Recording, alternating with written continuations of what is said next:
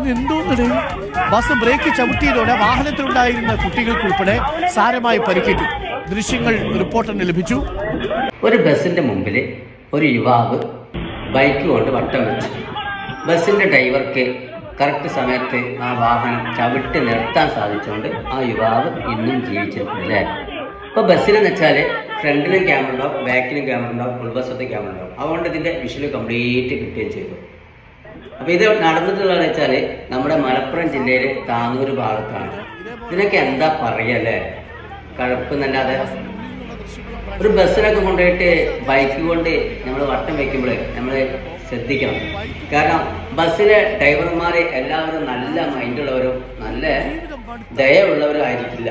കാരണം ഈ ബസ് രാവിലെ തന്നെ ചവിട്ടി വിടാനും അവരുടെ ദൃഷ്ടിയും അവരുടെ ഇച്ഛാശക്തിയും അവരുടെ കോൺസെൻട്രേഷനും നഷ്ടപ്പെടാതിരിക്കാൻ വേണ്ടിയിട്ട് ഏതാനും ചില ഡ്രൈവർമാരൊക്കെ കഞ്ചയും MDM ഒക്കെ അടിച്ചിട്ടൊക്കെ വണ്ടി ഓടിക്കുന്നുള്ളതൊക്കെ നമ്മൾ പറഞ്ഞു കേട്ടാണ്. എൻ്റെ അടുത്ത് തെളിവൊന്നും കേട്ടോ, നമ്മൾ പറഞ്ഞു കേട്ടാണ്. അപ്പം അങ്ങനെയുള്ളൊരു ഈ ഒരു നാട്ടിൽ അല്ലെങ്കിൽ കേരളത്തിൽ ചെറുപ്പക്കാട് എനിക്ക് പറയാനുള്ളത്, ഇതുപോലെ വണ്ടി ബസ്സിനെ വട്ടം വെക്കാതിരിക്കുക.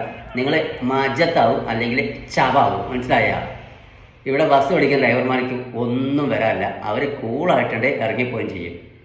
തെണ്ടികൾ.